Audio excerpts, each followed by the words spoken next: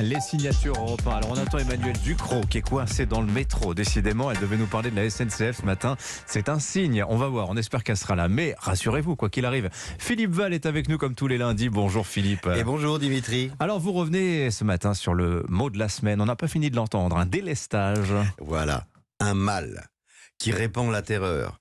Mal que le ciel en sa fureur inventa pour punir les crimes de la terre. La coupure de courant, puisqu'il faut l'appeler par son nom, faisait aux animaux la guerre. Ça ne tuait personne, mais ça les rendait complètement frappés. Oh, le détournement de La Fontaine, là. Magnifique. Depuis qu'Elisabeth Borne, la semaine dernière, a annoncé que peut-être, ça et là, en cas de grand froid et par tranche de 2 heures, il y aurait des délestages, c'est la panique dans les rédactions, les mairies, les syndicats, les partis politiques.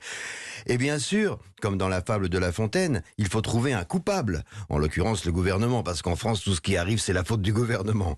Bon, pas plus qu'il n'a su prévoir la mutation d'un virus en Chine, il n'a prévu l'invasion de l'Ukraine par la Russie. Alors, haro donc, non sur le baudet, mais sur le lion, car, à l'inverse de la fable du XVIIe siècle, au XXIe siècle, ce sont les baudets fédérés par TikTok qui désormais accusent le lion de tous les maux. Oui, 2 heures de possible coupure de courant. Bon, c'est quand même la menace de certains moments d'inconfort, hein.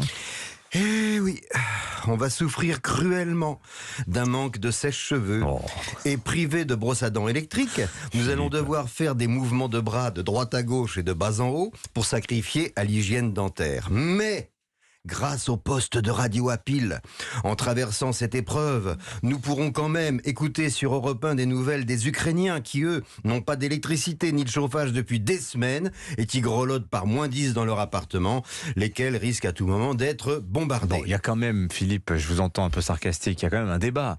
Paris risque d'être assez peu touché par ces délestages et ça remet en lumière la question de la fracture territoriale. Et vous avez raison. Mais il ne faut pas exagérer. Il faut bien une capitale. Et ce n'est pas la faute de Paris si notamment les organes sensibles de la défense s'y trouvent. Par ailleurs, rassurez-vous, il se peut que des quartiers de Paris soient touchés aussi, plongés dans l'obscurité.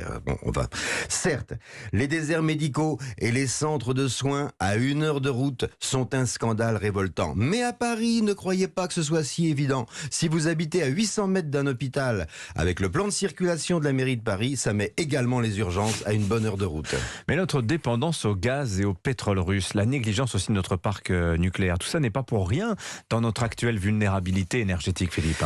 C'est exact. Mais les mêmes extrêmes qui trouvaient Poutine très sympa il y a encore 1 an, et les mêmes écolos de la NUPES qui exigeaient la fermeture de toutes les centrales depuis 40 ans, ont poussé nos démocraties à la fois à se rendre dépendantes de Poutine et à négliger un parc nucléaire rendu impopulaire par des superstitions médiévales. Nous sommes une génération d'enfants gâtés et capricieux. La moindre frustration nous met en état de manque et nous détraque le système nerveux. Vous êtes en train de nous dire, Philippe, que les tribunes, les pages dans les journaux, les débats, les interpellations à l'Assemblée, tout ça a quelque chose d'obscène, d'indécent ?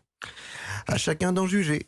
Mais si la grosse bête gâtée que nous sommes devenus, au lieu de chercher la petite bête, réfléchissait 2 minutes, elle éviterait de se couvrir de ridicule en pleurant avant d'avoir mal.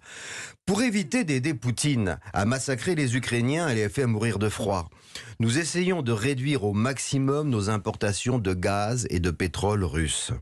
2 heures de coupure de courant, c'est notre effort de guerre et de résistance. Pouvons-nous consentir avec décence à ce petit acte de solidarité avec une population qui se bat pour défendre non seulement nos libertés, mais la nôtre? On devrait être fiers de s'éclairer à la bougie pendant 2 heures et de se brosser les dents en agitant un bras pour sauver le monde libre. Disons-le franchement, comparé à Jean Moulin qui a laissé la vie, ce n'est pas très cher payé. Je sens que vous allez encore vous faire plein de copains sur les réseaux sociaux, mon cher Philippe. En tout cas, vous ne laissez jamais de marbre. Ça, c'est une certitude. Merci beaucoup. Tiens, demain aussi, lui aussi ne laisse pas de marbre. Yann Moix sera avec vous. Bon,